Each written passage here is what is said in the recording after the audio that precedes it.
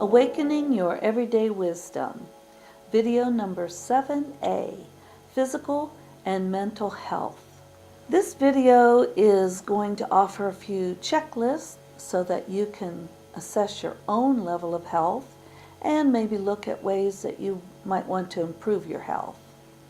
Before we go any further, I'll introduce myself. I'm a light worker. That's someone who has a meditation practice of sending light and love to the whole world. I'm also a seeker. That's somebody who doesn't subscribe to a particular religion, but rather seeks divine truth in many places, creeds and dharmas of all kinds. My role in this video is that of fellow traveler. I'm not trying to convince anyone of anything, though I do have my own ideas, but my role is to offer support for those of us who are looking around going, things are changing quickly, things are unstable. What do we need to do to join together to help us have a better world? Like I said earlier, we need to be happy in order to help people around us go through the transformations that our whole planet's going through. There's a lot of scary stuff in the world. There's a lot of hate going on. It's really disabling in many ways. Many people feel powerless to change what's happening. So I think it's important for us to take a look at what gives us mental health. I have a little checklist. I'm only going to give a sample of it, but feel free to go to the website. All these self-assessments are there. And remember, I'm not going to see your answers, nor will anybody else unless you share them. So it's just a tool for your own information. So using a scale of 0 to 3, just give yourself a score on these 5 little statements. If the answer to the statement is definitely no, put a 0. Sometimes give yourself a 1, often 2, and a definite yes is 3. First statement. Actually, this is a question. Are your thoughts and mental images predominantly optimistic and positive? Is your self-talk, that's that little voice in the back of the head, is your self-talk positive and encouraging? Do you think you're capable of handling whatever comes to you in life? Do you have at least one person that you can be totally yourself with, your true, authentic self? And are you able to let go of regrets and feelings of failure from the past? If you scored 10 or more on this test, you're probably fairly well off mentally. The assessment online is quite, on my website, it's quite a bit longer, but the idea here is to also notice any areas where you might want to put your attention and bring positive results to your life if you've been suffering. So here's a little information on mental health.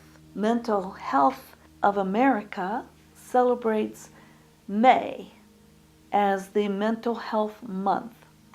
This has actually been going on since 1949. I didn't even know about it. So the purpose of having a Mental Health Month is to bring awareness to the general population. So we all know there's a huge social stigma associated with the lack of mental health. And it keeps people from seeking help. Even if their family members are saying, "You're off your rocker, go talk to somebody and can help you," most people won't do it because they're ashamed. And I don't know why.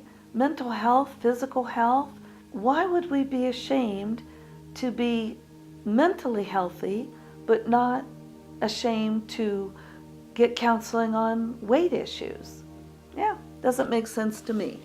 if we do find ourselves suffering, or if we have a loved one or a friend who's suffering, let's drop that stigma and really achieve a happy, healthy mind. So here are some few of the warning signs listed by the National Alliance on Mental Illness. So these are the warning signs that indicate either you or somebody you love is threatened by mental illness. Excessive worry or fear, confused thinking, and problems with concentrating or learning, avoiding friends and social activities, changes in sleep habits, being overly tired and having low energy all the time, substance abuse, this is a huge one, inability to function or carry out daily activities,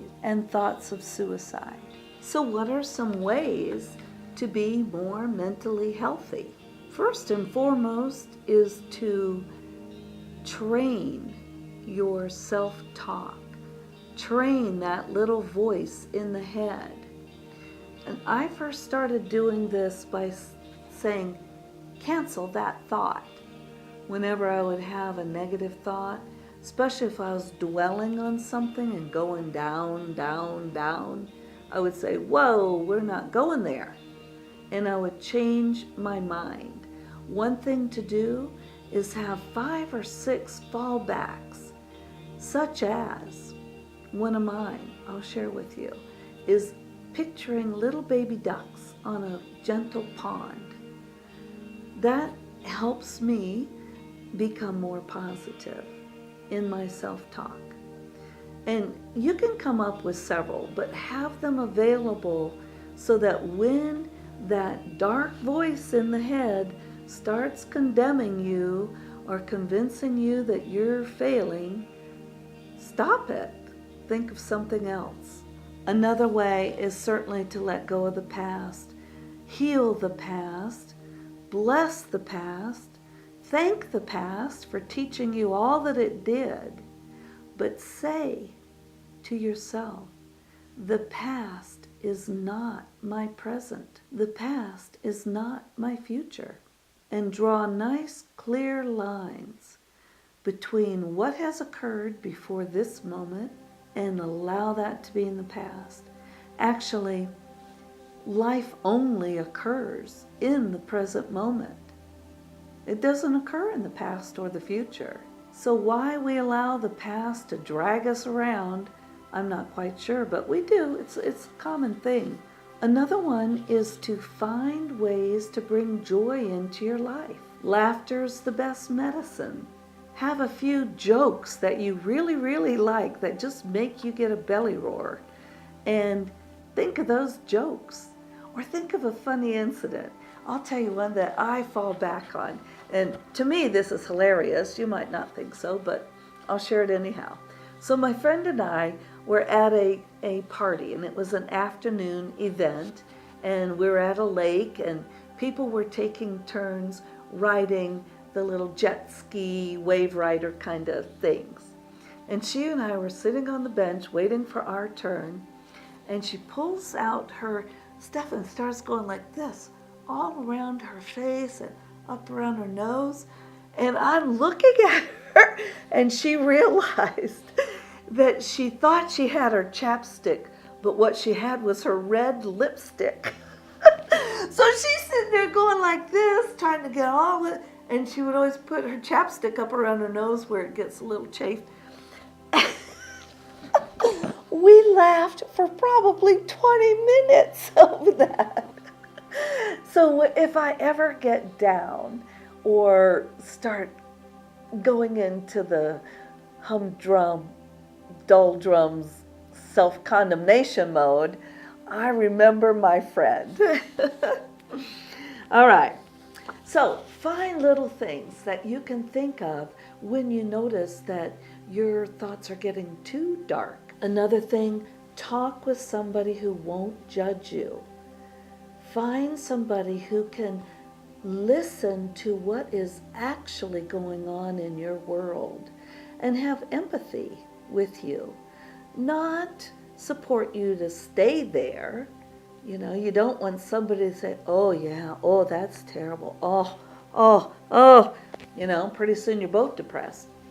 No, find somebody who can hear you with empathy and support you to find your way forward. This could be a counselor, a coach, a dear friend. Family members aren't usually real good at this because they're invested in the whole dynamic that's keeping you in place. So they're not usually the best place to go, but there might be some family members who could hear you and support you.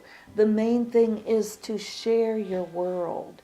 If you keep all of it inside, it just has a way of magnifying and growing and creating further depression. In summary, here's what we covered in this video.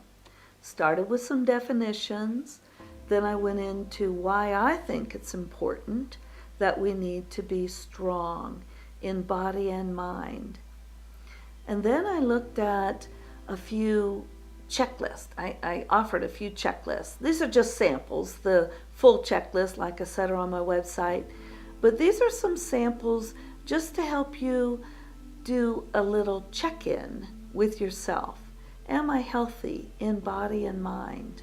Talked a little bit about the warning signs for mental illness and provided a little bit of food for thought, some facts about obesity, and gave some suggestions on way to improve physical. Well, I didn't really give very many suggestions on how to improve physical health. I just came up with, well, do what we already know we need to be doing. You know, change those habits. And then I did give a few suggestions on how to improve mental health. So in closing, thank you for watching this video.